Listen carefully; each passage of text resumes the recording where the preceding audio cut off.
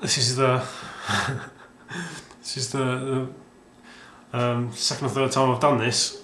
I did one earlier and it went over. It went 1 second over 11 minutes, and Movie Maker's been a bitch, and I can only play it I can't play a Movie Maker. I can't import it into Movie Maker, so I can't edit it down.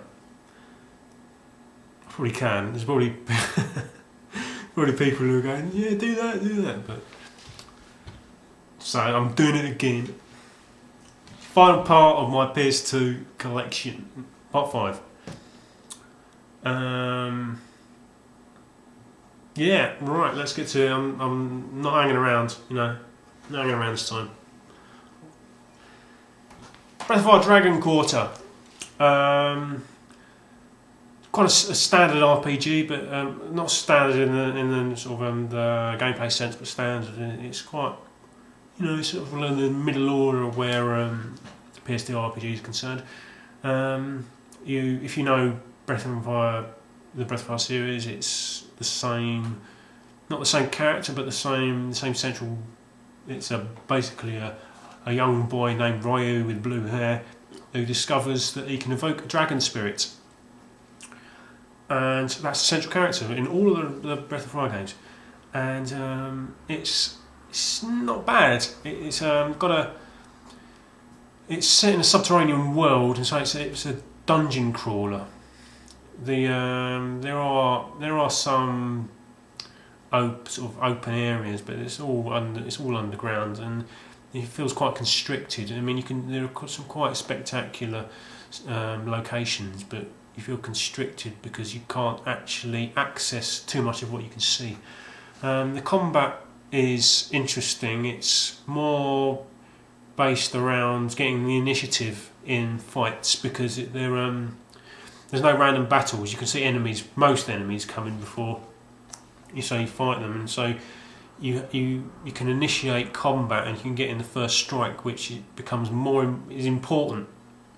It's more tactical than others, but it gets to the point in the game where that becomes less so, and it becomes slightly more standard, where it's like a slugfest, and that's what makes it quite difficult, because it's a lot of the fights sort of degenerate into slugfest, where you're either fighting or you're healing, and that's quite frustrating, especially when the healing items and save points are quite sparse. Looks pretty good. Looks nice, but it's okay. It's okay. Not a bad game. I would recommend it if you're an RPG interested in RPGs. People who aren't, it's probably, don't know. Legend of Legaia 2. I got this from the computer exchange from their postal service, and it came all bashed up and knackered, more than I'd like it to be. A sequel to Legends of Legaia with the same combat mechanic, where you input combos and it plays them out. And it's like the martial arts or fantasy RPG, but pretty good. Not too bad. Obviously, as the game goes on, the sorts of combos you can perform and you input become more spectacular. Steamboat Chronicles. It's a sandbox game.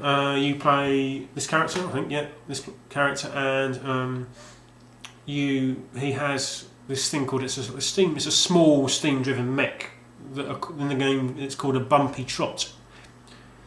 And you can pimp it, you can max it out, you can improve it, you can paint it, you can fight in arenas, you can perform tasks and undertake jobs for people, and it's a sandbox game. Pretty much do whatever you want, as long as it involves a bumpy trot. What an annoying name, Bumpy Trot. Bumpy Trot. Rogue Galaxy, nice looking game. This. Although, personally, the combat becomes a bit of a button basher. It's not quite as distinct and clean as it could be. it turns into sort of like a bit of a button bashing melee. I think it has slightly higher pretensions, which the gameplay can't match. It's epic, which I appreciate, and it's a big game, but the gameplay doesn't really match its pretensions.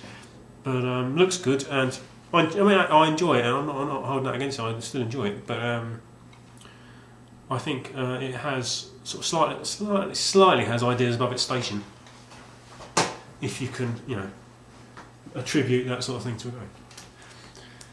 Twilight Spirits should have been in with the other turn-based strategy RPGs. This is the first game I ever bought for my PS2 before I even had a PS2. It's interesting. It's again, it's a strategy RPG. We like Phantom Brave. It doesn't have a battle grid. It has a movement range. It has slightly more exploration than other strategy RPGs, which I like that halfway house. And there are compromises in that the strategy element isn't quite as elaborate or spectacular as the Disgaea games. And the character roster is quite narrow. They're not generated characters like they are in the Nipponichi games, but it's quite narrow and which is slight disappointment, but it's still a pretty good game. Alden Sphere by someone tell me this is by. I keep forgetting. I've done this video a few times. This game, it just pops out of my head. I think this marks an evolution divergence in sort of video games, because on one hand you've got games from this current generation which are obviously technical feats and they're elaborate, but then you have this game which takes a different tack. It's a simpler game, but it looks spectacular, and I think it's almost like a response to sort of like the overcomplication of current video games. The more the technology improves, the games become more complicated, and that sometimes I think that's to the detriment. It looks spectacular, this game, but it's incredibly 2D. It's all along this really dead straight plane. Looks incredible. The artwork is unsurpassed. Obviously, you have Muramasa and you have other games. There's Grim Grimoire, and it's a bit too much slow down, and it's quite tough in areas. But it's basically a 2D roaming fighter, isn't it? Really nice. Really enjoy that. I prefer that over Rogue Galaxy because it doesn't have the sort of like the pretensions. It's slightly more honest to its roots. Saga. Bought this when recently. You might have seen this in my first pickups selection. My first set of videos. It's not so high on my list. I only bought it because it's games like this that come in the cardboard box. You so rarely see in this condition. And this is quite a delicate cardboard box. But games like Shadow of the Colossus or the original version of Ico before it was reissued in the standard PlayStation boxes. Those cardboard boxes are so often bashed up when sorry, someone's walked past the window. Go away. They're so often bashed up when you see them in second hand, like the Computer Exchange or Game Station. They don't really want to buy them. Not worth buying. So I saw this in this immaculate condition, and I thought, it's a no-brainer. One thing, I've not played it, so I can't really say much about the gameplay. One thing about this is that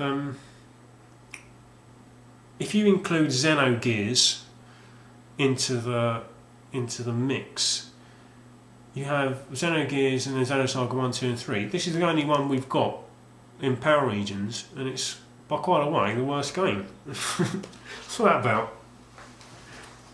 Why do they do that? They give us the duffer. It's not an out and out duffer, but in comparison, because the other three are really good. Last one, Dark Chronicle. I won't say too much about this because I can see I'm coming to 10 minutes. Just a really, really, really top game. This is one of my favourites. What can I say about Dark Chronicle? I won't patronise you by trying to explain it to you. Nice arcadey combat, nice variation gameplay, and a lot of depth, which is always good. An epic game and looks great. I won't say any more.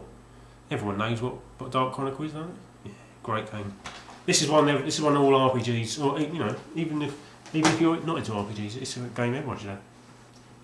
If you've got PS2. Right, that's it. A few games I want to tick off my list, but that I want to add to it, but they're sort of either really rare or too expensive, like, was it Romance of the Three Kingdoms 8? I've been looking at that for ages. Just can't seem to find it anywhere for a decent price. I'll cut off here, boys and girls. Thanks for watching. I'll look out for the next video. See you later.